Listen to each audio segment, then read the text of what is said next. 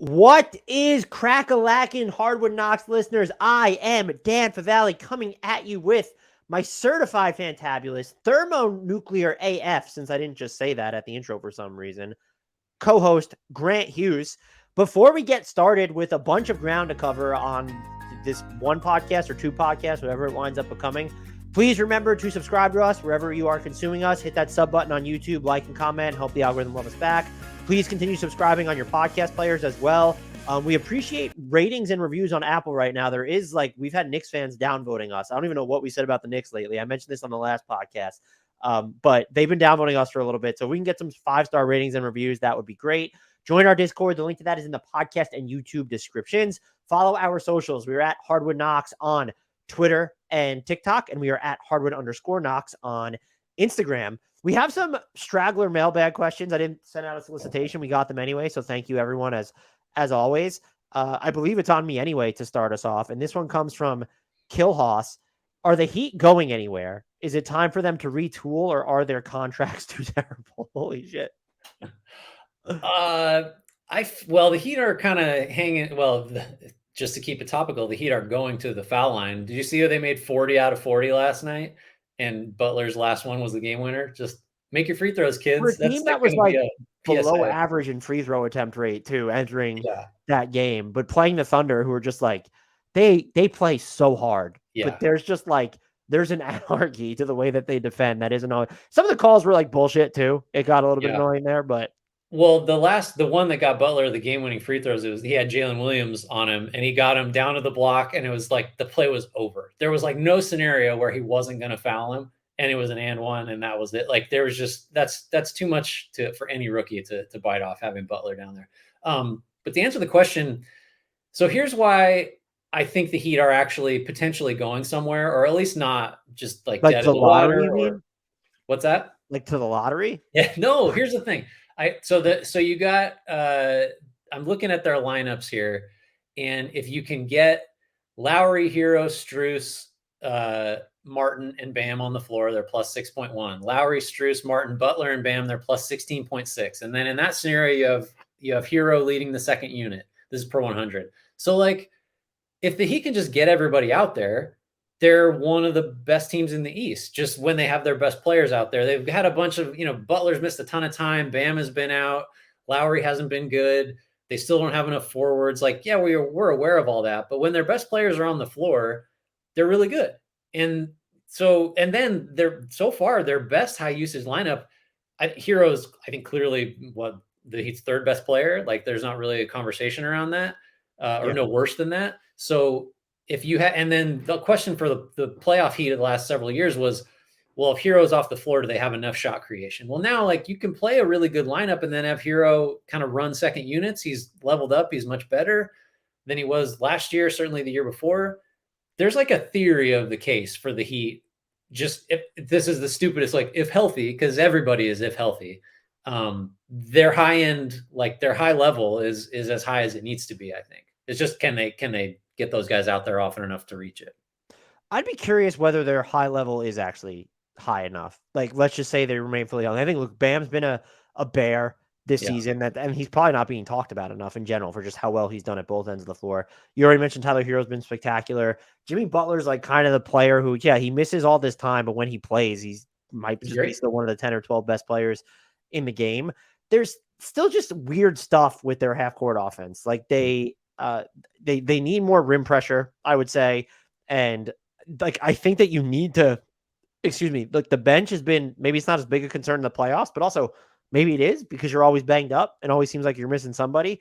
They're in the bottom 7 of bench point differential on the season, I believe.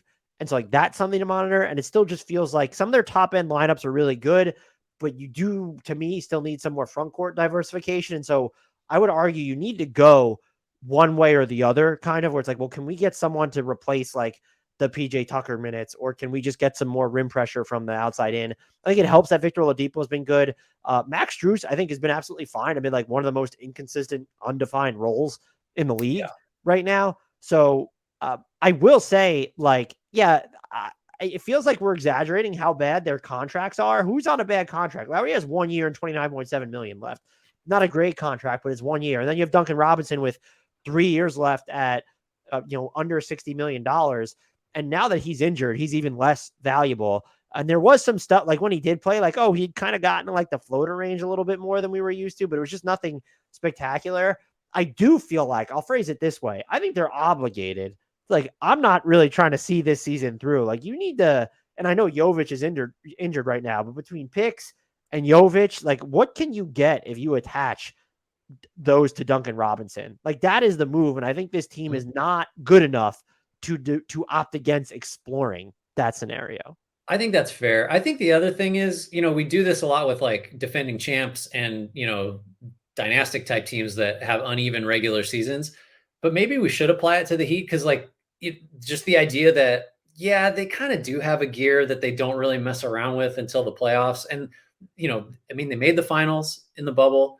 They weren't so hot the year after that, but they were still 40-32. And last year they went to game 7 of the conference finals. Like, this is a team, I think, that might have good reason to believe, just get us in there and then we'll turn it up. And Butler is a perfect example of that, because that guy just in the playoffs, he's a different, you say he's top 10, 12. Like, sometimes he looks like a top 5 guy in the playoffs. He just wins them games. So is it smart to rely on that? I don't know, given the health, but like, I do think they deserve a little benefit of the doubt, excluding all the like, Heat culture and all this stuff. Like, they're super well coached. They do everything you should do defensively. There's kind of just like, I guess I give them a little more leeway than I would a lot of teams when things don't look great. All right, this is from Chris Curtis. If you got to choose the 5 best, not most valuable players in the West, regardless of position, who would they be? And also, could you make a case that at least 4 of those players are guards? And this is getting into the idea that the guard rotation in the West is going to be brutal. Injuries might take care of that, but point taken. Who are your 5 best players in the West, and how many of them are guards? Steph and Luka are definitely there. So there are 2 guards. Jokic is there for me. So he's not a guard. I'm trying to think here. I guess I'm like, now because it was mentioned, I'm trying to hyper focus on actual guards. Can I give you a prompt that gave me pause here? If it's best players, is Anthony Davis in that list, just based on like he was in like what we saw from him before he got hurt this year? I think he's in the conversation. It would just be really tough for me to flat out because at that point is what we're seeing from Kawhi Leonard right now. Like, does he need to be put there? Well, I don't know, because with Davis, you've got like, what's he, 3rd in Raptor and like 6th in EPM and all in addition to the counting stats and stuff. Like, he was objectively, an MVP shortlist guy before he got hurt. So are we talking about who are the 5 best players been this season in the West? It's like if we're using what's happened so far, I don't think Anthony Davis makes it. That's how I took it. So that's why I do have Davis in that list, just because all the other guards just bled together for me. And that's the point of this question, is how hard it is to be like, which 2 or 3 make it onto this list. I think it's Steph for me. Steph, Luka, Jokic, Shea, and Ja, which would be 4 guards, would probably be the way that I go. The one that's giving me pause, has he played enough, is Zion. Oh, interesting. I didn't even think about him. I would probably put him above Ja. So so of that big group, because if I have AD in there, which I guess I do just because it makes the conversation more interesting, and I have to pick one of those guys, Ja was the first name I put down, but quietly, Dame Lillard has had like a ridiculous year. He's basically the same Dame Lillard. And then it's like, what do you do with... he's had a good year, but he's like kind of pulled back lately, which is what gave me pause on that too. I think Devin Booker's been better than him. What do you do with Booker? And then there's like the PG, Kawhi, LeBron. Like, they're in the conversation, at least if we're talking top 5 in the West. I don't know what to do with that. I think I probably go Ja, but Zion messes it all up, because if you're just talking about like who has been the best at their best when they're healthy, he's kind of... You probably can't pick Zion if you're not going to pick Davis. So from my perspective, like, I don't really have the option of picking Zion. So I'd have to stick with the guards. I would consider putting like LeBron instead of Shea or Ja would be the one that I hope. So Paul George has been great, but like I don't think that sways me enough. Yeah. And so like my top 6, like LeBron would probably be 6, but I think there's a case to put him over Shea or Ja, because like the Lakers have been, their recent 5-game winning streak notwithstanding, like they've been like kind of sad and pathetic a lot of the time, but he's been really good. I think the takeaway is that I mean, this will sound bad if without context, but it's almost a good thing that at least one or two of these guards in the West are not going to, or will require injury alternates in the All-Star game, because then you can just kind of shoehorn in all these extra guys. Because otherwise, like, there is a real scenario where, like, Devin Booker's not an all-star or something like that. I mean, the injuries, that's going to be a factor for him, but he's absolutely an all-star, just, passing the smell test. So these guys will get in because, like, Booker might not play. Steph might just, oh, I have a, ankle or something, I can't play, even if he's healthy. I feel like we'll get a lot of that to at It's least keep the controversy to a minimum. maybe I say this every year, but it does feel like injuries have just like warped how I'm like looking at the league and the players and all stars and all NBA discussions and the landscape more than usual. It just Yeah. feels like I don't know if it's just because I'm like oversensitive to it, but it feels like we've just been inundated with all these injuries and like to the extremes where it's not like just load management, where it's like, no, like shit was going on with Kawhi for a Mm. while. And like I thought about the other day, they said Anthony Davis is like ramping up for his return. It's like, oh, he hasn't played since X. I'm like, holy shit, it's been that long since In a Anthony month, Davis last played. basically. Well, I was thinking today, working on something like the high profile injuries, the Durant's, and when Steph was out and AD, like, sure. What if Lonzo Ball had started the season healthy? Like, how differently do we view the Bulls this year? Because they were 27-13 before he got hurt last year, and everybody was, it felt a little paper tigery, but like they were very good and on top of the East for a long time. And they went, I think it was like 19-23 down the stretch after he got hurt, and they're like 19-22 now. So you're just below 500 without Ball, and you're a top seed in the East with him. Exaggeration, but like there's that kind of thing all over the league where guys we don't even think about have had huge impacts. That might be the reason the Bulls blow it up if they blow it up, is because they just didn't have a healthy Lonzo Ball and everybody got pissed at each other. Like that, it's unbelievable. And we're also at the point where it's like, as my dogs are coming in to make their cameo because I left my office door open. It's like Clint Capella hasn't played in like the better part of a month, and we're just like no one's Right. talking about it Yeah. because there's all these other higher profile injuries going on out there. Yeah, it's wild. It I'm gonna it jump. sucks. It sucks. It makes it unfun to watch games because you're like, what am I going to get from this? They don't have like a Suns game. Why are you going to watch a Suns game? Like I they're did. missing four starters. I'm happy. Only had. I decided to do extra work and have Suns Warriors on in the background on Tuesday night. I'm glad I did because it was just like it was kind of a funny barn burner. Maybe not so much for you, but it No, was just like I quit in the third quarter. I was so angry, and then the fourth quarter, the Warriors actually tried and kind of made it semi interesting. I'm gonna skip ahead to this one because we have a Blazers one, but I don't want to put the responsibility of you reading this one. Foist it on you, I should All say. right, I'll Comes come from back to the Blazers one in a minute. Matisse Thybulle, DPOY. I hear so much about what to do with a heliocentric guy and how to build around them in a way that lets that guy go insane while being good enough overall to get to the finals. Most people say the answer is second all-star or 4-3-and-D guys or get the best rim protector. Pretty much since the 2016 finals, my mindset switched between those three. But it can't be just 4-3-and-D guys and a bunch of bums, or just have one amazing rim protector and a bunch of bums, or just another all-star and a bunch of bums.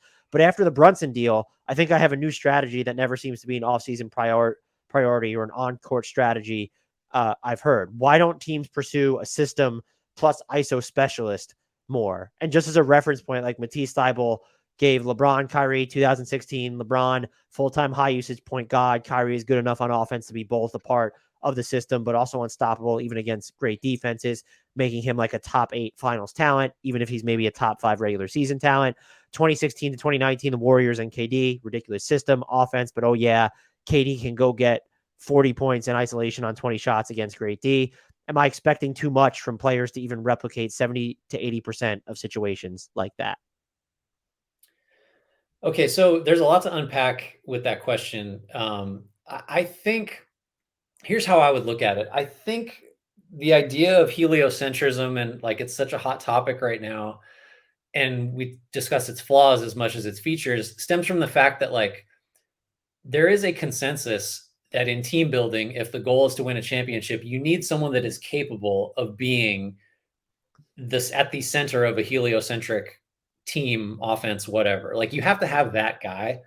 And then the thing that gets underrated, and this is what the question gets to, is like, what do you do after that?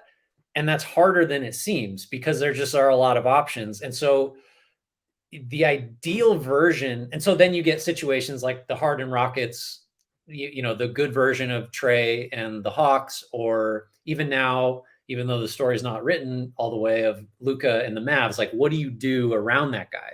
I think this is going to be an oversimplification, but like the goal should be that you have a system that accommodates a heliocentric star who also happens to be capable of like just scoring when they need to. The Warriors are a fucked up example just because that's a collection of talent and system and everything that you're just not going to see. The KD Warriors specifically, I'm talking about. But I think like in a perfect world, it looks kind of something like what the Nuggets have with Jokic, where he touches the ball more than anybody on the roster. Like I think he leads the league in touches, but his touch time is like a fraction of what, in terms of how long he has the ball, is a fraction of what Harden, Luka, SGA, all these other guys have. So he is sort of a heliocentric star and he can go get 40, but he's also the guy that like defines what everybody else gets to do. So you need the shortest answer is you need everything to win a championship, to like build a championship roster, a guy that can facilitate in a system and be your tough bucket getter in the playoffs. But yeah, like I don't know. So I guess I don't know what if what's being proposed here is really any different or any new type of variation on how to build a team, is because you just need the guy that can score in isolation and the guy that can be at the center of a heliocentric offense and a bunch of other guys, and they have to like each other, and they have to buy in, and you have to have good coach. There's just all these ands. So I don't know how new of an idea this feels like. I don't know if you feel differently. Like, does this feel like a distinct thing that's being suggested, or like, how do you view it? So one, the Jokic way that you framed that I think was perfect and not something that I necessarily thought of. But two, I almost interpreted it as like, and it made it seem implausible to me, was do you have the ISO specialist who is not informing everything else that you're doing? And Yeah, so it would right. be like, so it's Jordan Clarkson or something, just something, Yeah. someone along like a bucket getter, juiced Mhm. up Lou Williams. And I don't think that's feasible because like I don't know that you would lean on that person enough, and then you're deviating from your model in certain situations. And there's a reason why those guys aren't like the primary alphas on teams to begin with. So maybe I was interpreting the question wrong, because if you're just looking for an ISO specialist star who can exist as part of a larger ecosystem, well, yeah, I think that's been true. Like that's what teams are looking for. Those players are just incredibly rare. And like if we're looking at, so it's a player who can dictate everything that you do and how everyone else operates, but also fit into the larger scheme. Like who are the actual best players on a, I don't want, you want to say contender, best players on a really good team who would fit that mold, like both sides of the fence. There's Steph, there's Jokic, like who, like Kevin Durant, I think for sure Yeah. is there. Like And then healthy like, Kawhi is kind of that guy. Like he's not, it's kind of the guy that, so we're tweaking the question, but it like the ideal, because I think the point being made here is like you need the LeBron and the Kyrie. Like you need those to be two different people. But I think maybe what's most valuable is the guy like Tatum is a little bit that way, but like someone that can toggle between I'm part of the system and everything's cool and we're playing a certain style, and then when we don't have an advantage and we can't create space with switches, or just like the system is kind of failing, then that guy can also be the guy that's like, I'm going to get an 18-footer or I'm going to get fouled and I'm going to carry us for like 5 possessions in a row. Butler feels a little bit that way too, but that's like, all that's saying is you just need one of the 5 or 10 best players in the league, because that's what sort of makes someone great. it could also be, but it's a, like, and they added this. Brunson is a 6-foot point guard, and it's a guarantee your defense will suffer. But he relieves so much pressure on the one superstar to have Brunson get 20 a game on good efficiency against playoff D, even if Reggie Bullock is technically a better quote unquote two-way player, but he's like an 8 points per game scorer and below average efficiency in the playoffs. And so I'm wondering if it's sort of reframing it as you don't need that second guy to be a star. He can be a fringe star. And that almost is like, we saw that like Dallas, could they have won the title if Luka's your best player and Jalen Brunson is your second best player? Jalen Brunson clearly didn't want that. Like, that's part of the reason why he left. The Mavs definitely botched how they handled that, but that, like, he didn't want to be that type of player. So there might be something to that. And it's almost like, think of peak Kyle Lowry could probably fit into like the Steph Jokic category of never on the same level, but someone who could inform and instruct everything that you and everyone else do, but like doesn't need to. He's going to fit alongside Kawhi, who was the best player, or he's going to fit alongside Siakam. So I think it's, yeah, there might be something to, well, you don't need to obsess over, in the Knicks' case, it's let's not get caught up in finding, let's use Donovan Mitchell's trade as an example.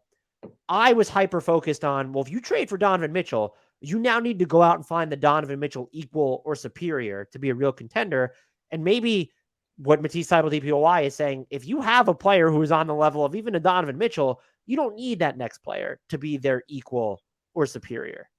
I mean, I think it all depends because, and again, there's no right answer, but it's like, who are the other four guys? If it's, you could absolutely construct a team, I think, that could win a championship if Donovan Mitchell, like, is your quote unquote superstar. It's just the other four guys have to be great, some combination of four great defensive players, a rim protector, good, all this other stuff. It's just, they have to be super high level. I think really, I always come back to I forget what year he said it, and it's not like attributable to him specifically. It's just kind of logical.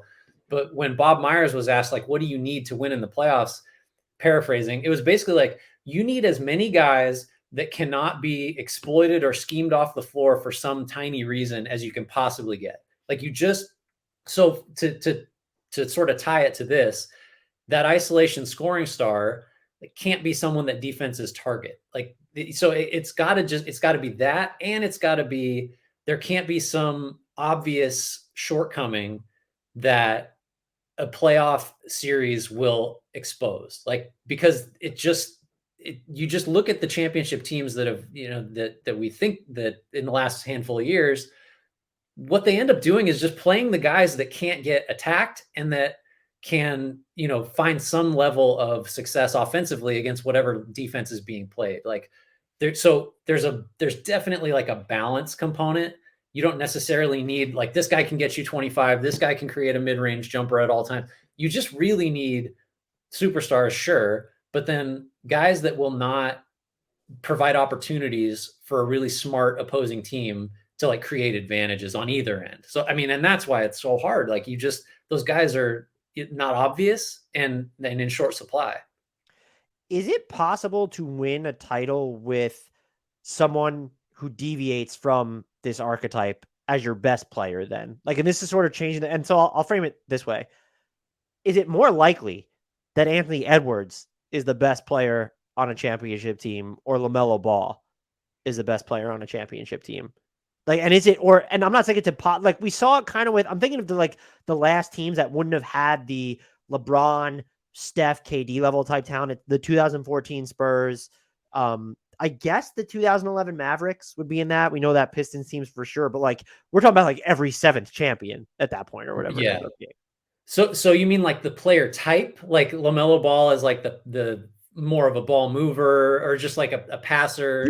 He's more of like the connective guy, because yeah, he can distribute, but like, he's not the half, or at least at this point in his career, and he doesn't look like he profiles as that player long term, but the from scratch, like, create in the half court for himself, go up against, like, create the something out of nothing. And again, I'm not saying it needs to be at the Steph, KD, LeBron type of level, but even at the Giannis level, where there's, and that's not to diminish what Giannis is, but like, there's limitations to what he can do in the half court, where he's almost, a lot of his best stuff during that finals run is like, oh, it's happening in the 2-man game where maybe he's not starting off with the ball in the initial action. So it's a little bit of a tweak on the Myers thing. I think I would say Edwards, only because I don't know that either of these guys is at this stage yet. Certainly Ball isn't. Edwards has shown flashes, but I would lean towards the guy that, if you're the opposing defense, he makes you say, shit, we got to change something. Like, he's beating his guy. He's creating advantages.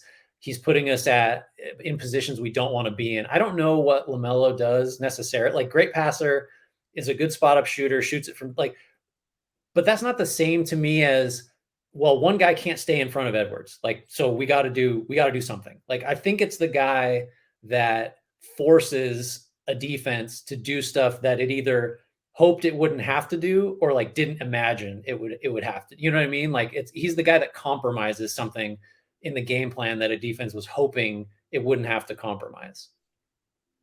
That's a great answer. This was a very interesting question. Hopefully we didn't interpret it completely incorrectly. At the very least, it was a good springboard into conversation. You want to do these who says no's, or you want to save them? Do you want to ask the Blazers question Oh yeah, from so I said I Nicholas? was going to do that. Sure. Okay, this is from Nicholas Hobson, Blazers fan, admitted right up front. Love Ant Simons, but wondering what kind of trade value he has come January 15th when he's eligible to be moved. Who are some players who you could realistically see coming back to the Blazers for him, and what are some teams that would love to have his services? This is an interesting question. I think some people had sticker shock when he signed at 4 years and 100 million. That just feels like a good contract. I mean, when you kind of look at, let's phrase it this way, versus RJ Barrett, Tyler Hero, and Jordan Poole, the money that they got, and then versus what Anfernee Simons got, who are you betting on having the best contract of those four? They're at different stages. Like Anfernee Simons already on his. I think there might be a case for Tyler Hero at this point. I think he's the runaway leader right now. I might pick Anfernee Simons just because it's a little bit cheaper. Mm-hmm. So, and Simons has been good this year. He's hitting over 36% of his off the dribble triples. His catch and shoots are still above 37%. You're probably normally those used to being higher. 53% shooting on drives this year. And the Blazers they've done better when Damian Lillard's playing without Simons than Simons without Lillard.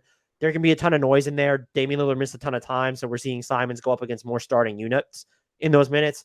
The Blazers bench is also just like completely cratered after a hotter start. They have like a bottom 5 point bench point differential since they started the season 10-4.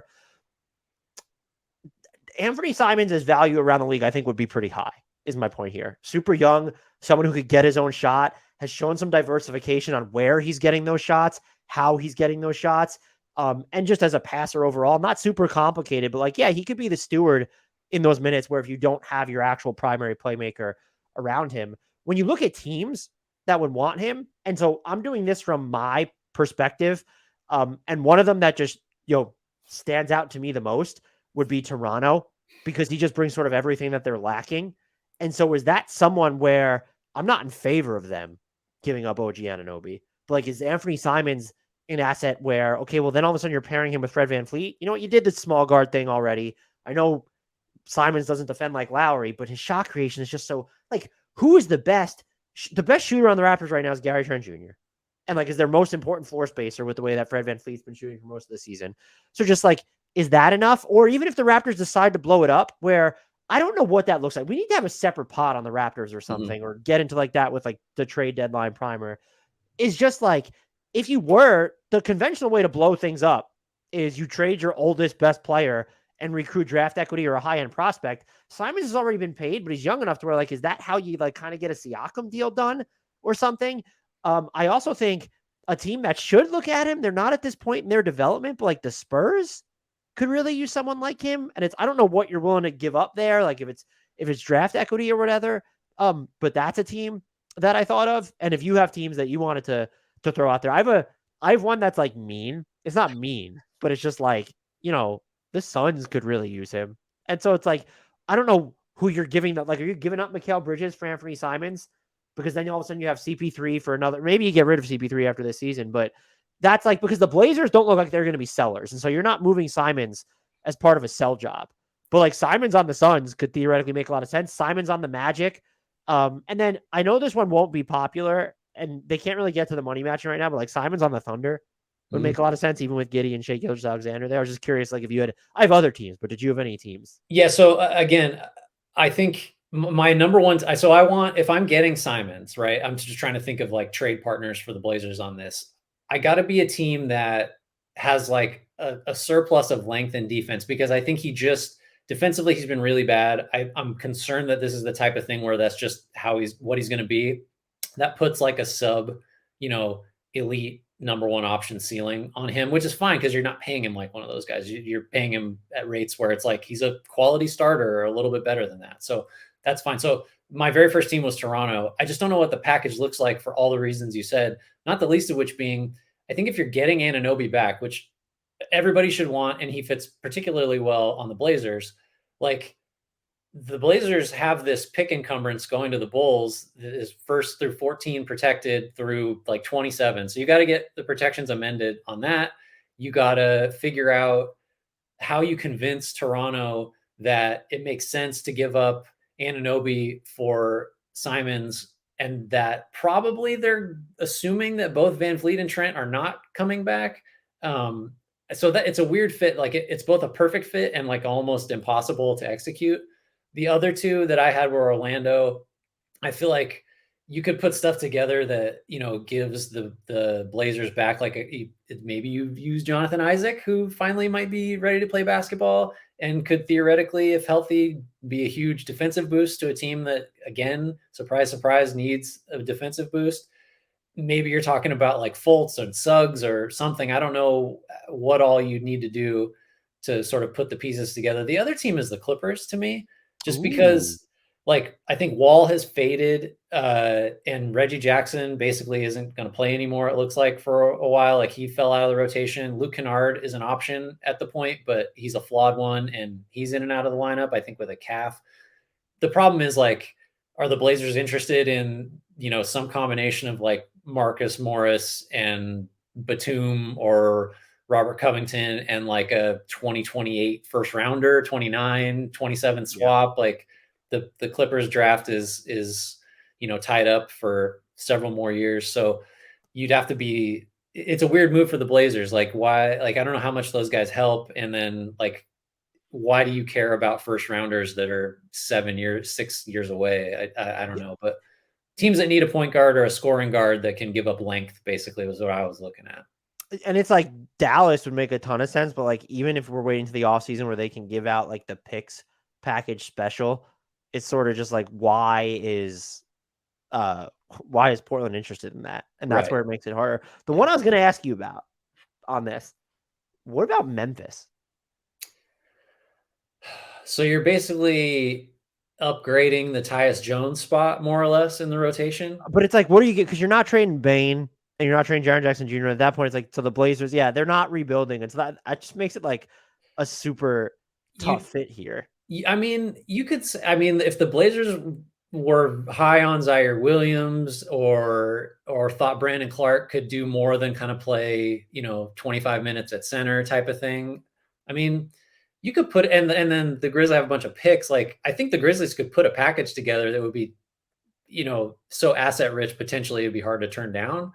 But yeah, it's tough because it's hard to find like a win now piece that upgrades Simons and also doesn't have to be like buttressed by picks, which I don't think Portland would care that much about. So I mean, it'd be nice if they could get them to open up their own trade possibilities, but you want players like, yeah.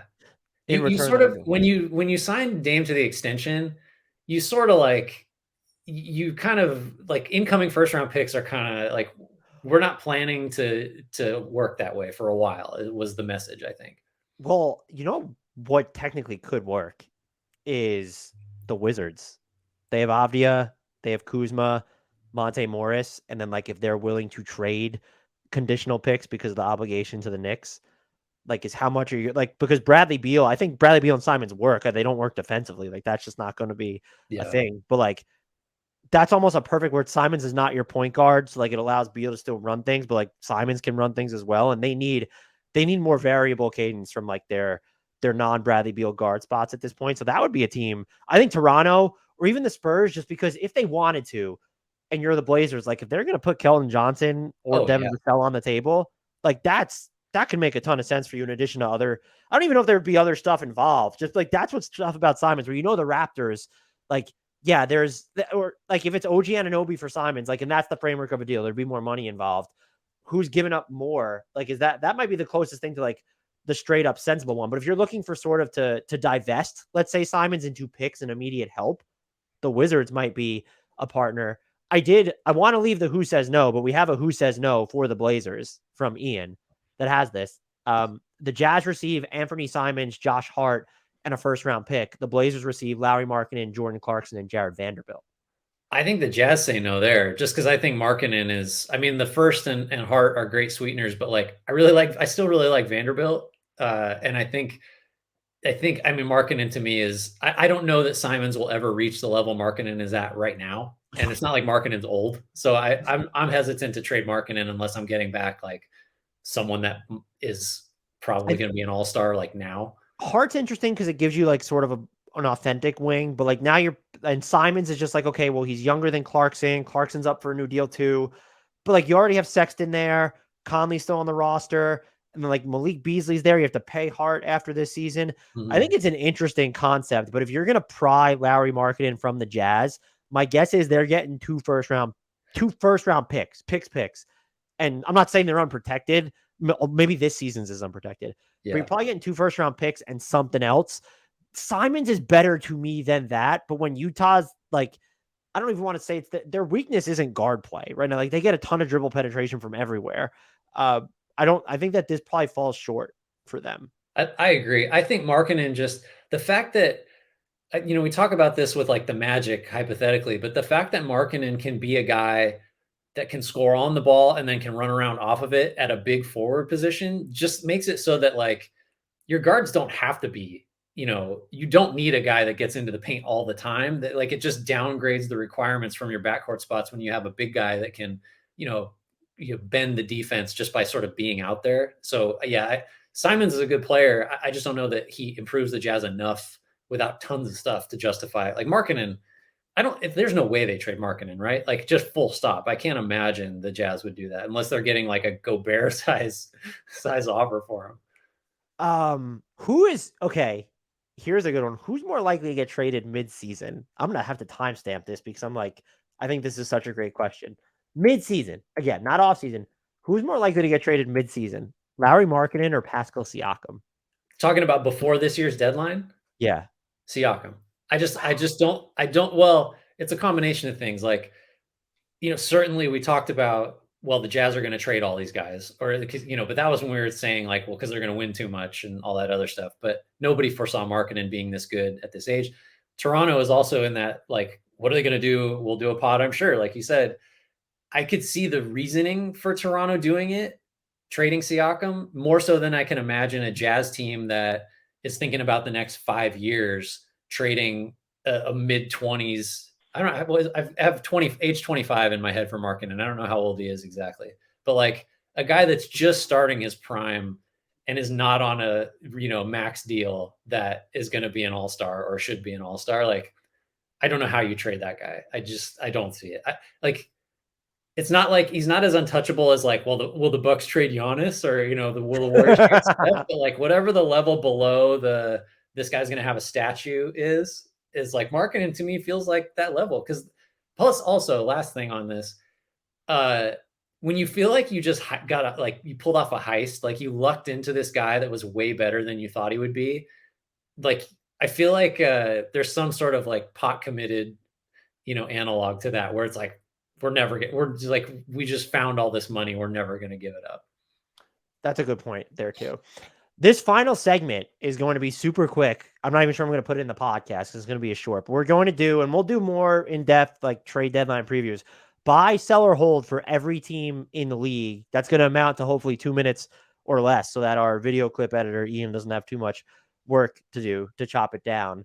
We're going to start. You want to start with the West? I'll name them off to you. Go for it. All right, so we are on to the Western Conference. This is, again, buy, sell, or hold entering the NBA trade deadline.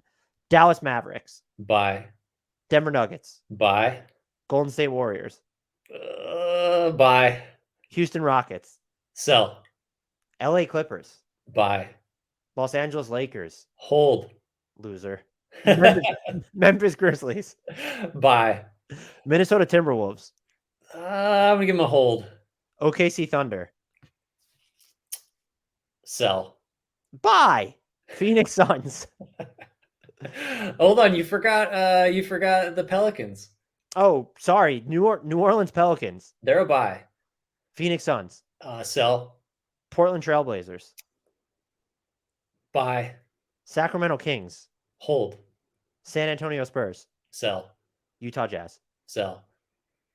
That wasn't spicy enough for me, but I appreciate you did it in under a minute too, and that's with me forgetting the Pelicans. One of my favorite exercises is just to write out all the NBA teams, like to see if I can remember it. I remember them in alphabetical order in reverse. I forgot the Pelicans this time, who are one of my favorite teams to watch. I always remember what number slide. If I get to the Knicks, I'm on the 20th slide or whatever I think it is for a 30-teamer. My quick reaction to yours is you're a coward when it comes to the Thunder. The Lakers should at least do a mini buy, like a second. You're right. I'm just sticking to my stupid roundtable thing I did. And I respect the Phoenix Suns sell. Let's go all in on Wemby at this point. Unless you're getting an all-star, it's Wemby time. Yeah, they're done. We could do a pod about them and how fast windows close. All right, I'm going to give you the East teams. You ready? Not even a little bit, but yes, I'm ready. All right, Atlanta Hawks. Sell. Boston Celtics. Buy. Brooklyn Nets. Buy. Charlotte Hornets. Sell if they have anything to sell. What's the sell? Chicago Bulls. Sell. Love it. We agree. Cleveland Cavaliers. Buy. Detroit Pistons. Sell. Maybe hold, but sell. Indiana Pacers. Buy. Do it, Pacers. Miami Heat. Buy. Milwaukee Bucks. Buy. Please buy. New York Knicks. Sell, sell, sell, sell, sell. Can't believe you're tired of Jalen Brunson already. Orlando Magic. Hold. Philadelphia 76ers. Hold, just because don't trade Tyrese Maxey, please. Like, you're not going to, don't do it. Toronto Raptors. Sell. I said buy, sell. It's time. It's keep Siakam, OG, Scotty, and that's it. Everybody Probably else the hardest one in the league. Washington Wizards. Sell, please. For the love of God, fucking sell already, Wizards. I beg you. That was kind of fun, not having to give a justification for anything. I like it. I don't want to be held accountable. I don't want to put logic behind it. Are you ready to? That's it. Unless you have anything else you want to get off your chest here. This isn't going to all be put out in the sub hour 30 minute, but like we did like 85 minutes. It felt like very frenetic or hectic in a refreshing way. I agree. I think that worked well. We'll have to do it again. Less preparation is better, it turns out. All right. Well, I'm going to take us out. You ready for me to take us out? I think we've done all the damage we can do.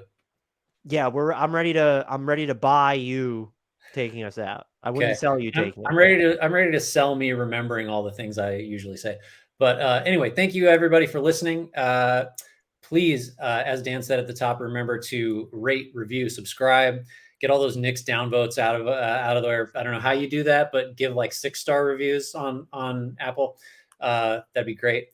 Tell your friends, word of mouth still helps. Make sure if you are not following us or the pod on socials to rectify that. If you're watching us on YouTube, they are down there in your bottom right corner. Otherwise, we are at Hardwood Knocks on Twitter, at Hardwood_Knocks on Instagram, Hardwood Knocks on TikTok, and just, search Hardwood Knocks wherever and subscribe wherever it allows you to do that. As we do every time, I would like to give a shout out on Dan's behalf and also sort of mine to the one and only Frank Ntilikina, and also apologize to Jared Allen, who got no mentions at all in this whole pod.